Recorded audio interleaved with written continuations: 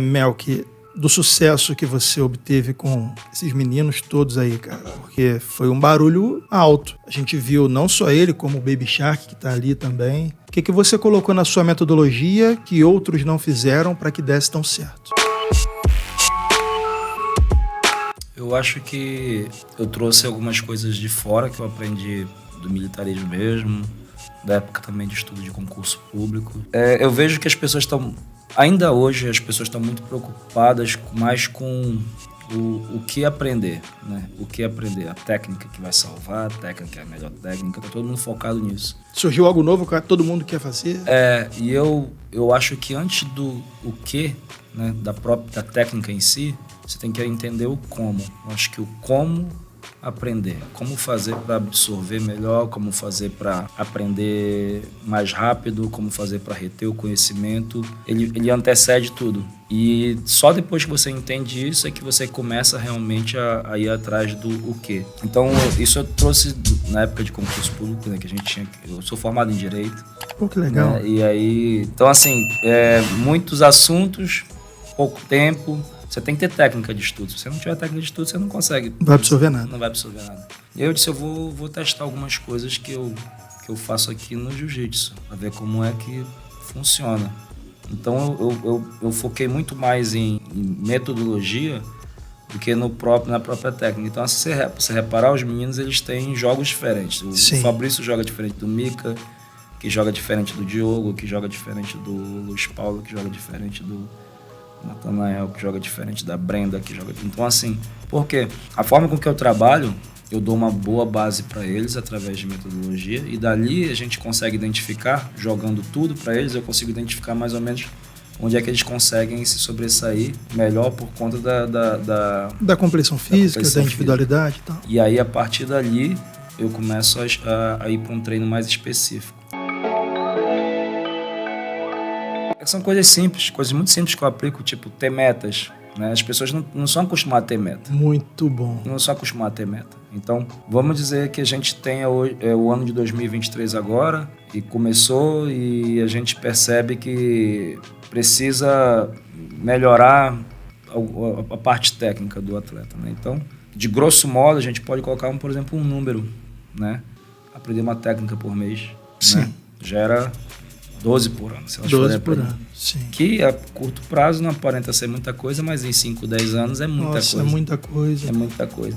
E as pessoas não estão muito preocupadas em fazer isso. Elas não colocam metas, né? Eu digo assim que a diferença do atleta de performance para o cara que treina de uma forma recreativa está no foco em melhorar. Então, até quando eles estão se divertindo, eles têm uma missão em melhorar. Né? A gente vai para seminários aí e a ideia realmente, lógico, é ganhar o dinheiro, né? Porque a gente precisa pagar, mas é mostrar o nosso trabalho também para as pessoas, mas é também fazer eles evoluírem durante isso aí. Então, durante o próprio seminário. Então a gente vai para o seminário, a gente dá... Nosso seminário, geralmente, em contrato, são 2 horas. A gente nunca passa menos que 3, 4, 5 horas. É isso. Porque a gente vai realmente assim para se doar, né? Para se doar. Então, as pessoas ficam felizes em nos ter lá, porque a gente realmente... E eu gosto, os meninos se divertem, sabe? Mas eles estão sempre com a missão. Eu digo, hoje você vai treinar isso aqui. Eles entram no seminário, você vai treinar isso aqui. Aí eles pegam as pessoas e começam a treinar de forma respeitosa, sim, de forma divertida, mas sempre com a missão. Então, eu acho que você colocar metas, né? Metas atingíveis, não muito fáceis também, para não ficar uma coisa... mas que também não seja absurda, para também não se frustrar, é um passo. E eu trabalho muito com isso com eles. Metas técnicas, metas físicas, sabe? Então a gente vai colocando formas de avaliar ele para eles irem crescendo. E aí eu aprendi algumas coisas que são bobas, mas que fazem toda a diferença, tipo... Inglês com Jiu-Jitsu, uma metodologia de aprendizado de inglês 100% voltada para atletas, professores e praticantes de Jiu-Jitsu. Acesse o link na descrição deste vídeo e inscreva-se agora. E aí eu aprendi algumas coisas que são bobas, mas que fazem toda a diferença, tipo... eu não estou criticando, tá? Porque o jiu-jitsu está em evolução. Então, sim, não estou criticando meus professores lá atrás. Sim. Mas eu tinha muita dificuldade. Às vezes eu passava um ano e meio sem aprender nada. Sem aprender nada de novo. De nada de novo. E eu digo, cara, será que eu sou burro? Não sai nada de novo. Mas é porque aquela cultura, né, de ou sai na porrada, É isso, cara. ou faz 5 vezes e troca de técnica, no outro dia já é outra. A posição do dia, você repete 3, seu parceiro repete mais 3. Isso. Valendo, rola. Aí eu digo, cara, isso aqui não... Será que tá certo, cara? Por que faz só 3? Por que no judô faz 1000? Entendeu? Então, assim, meu treino, por exemplo, lá em Manaus, que é o treino profissional, que a gente tinha, né? Porque agora tem os maiores já estão vindo. Ele durava em torno de 2 horas e meia, 3 horas. Dessas 2 horas e meia, 3 horas, era 1 hora e meia, pelo menos, só de repetição de técnica e exercício específico para fixar o conhecimento. Nossa. Né? E aí a outra 1 hora, que é a hora da peia, que é a hora que o pessoal, né, geralmente prioriza mais, era 40%, 30% do meu treino, né? Caramba. E, então eu estava muito focado, né, em estar avaliando eles a parte técnica, colocar meta e estudando. Então a gente vai aprendendo algumas coisas, né? Tipo, por exemplo, você saber conectar as posições, que é o que o John Danaher, ele tem um sistema, né? Sim. Eu chamo de módulos. Ele fala sistema, eu chamo módulos. Eu faço exatamente a mesma coisa que ele, só que ele foi... É um jiu-jitsu em cadeia, na verdade. Você vai progredindo nas posições. É isso. Ele foi comercial, Ele foi comercial, ele foi burro. Não foi burro, porque é isso. Mas é isso que você queria. É isso. Então, tipo, americano é assim, cara. Pô, essa parte a gente tem que aprender com eles. Tem. Então, assim, você, por exemplo, começar a estudar, por exemplo, uma queda, e no outro dia você vir de repente para uma guarda, você está indo pelo caminho mais difícil de aprendizado. Exato. O que eu faço depois da queda? Então, quanto mais você conectar movimentos, mais fácil fica para o seu cérebro aprender. Fato. Porque o nosso cérebro ele trabalha com conexões. Perfeito. E então, se você realmente não entender isso aí, não é que você não aprende, você aprende, mas está indo pelo caminho mais difícil. Né? Esse é um ponto. Outro ponto também que é muito importante, que as pessoas elas têm que entender, que elas aprendem e esquecem todos os dias as coisas. Todo dia você está aprendendo e esquecendo, aprendendo e esquecendo, aprendendo e esquecendo. Mecanismo de defesa do cérebro. Sim. Porque ele é feito para economizar energia. Então, se você fizer sinapse de tudo que você vê, você vai enlouquecer, né, bicho? Isso. Então você acaba por uma questão de defesa do seu organismo, você acaba esquecendo. 15 minutos após você começa a esquecer. Então como é que eu faço para mim ter essa sequência de... Porque, por exemplo, não adiantava aprender 12 posições por ano e esquecer elas. Então eu trabalho muito com conectando e revisando o tempo inteiro, conectando e revisando o tempo todo. Então eu dou 3 passos para frente, volto e dou um passo para trás.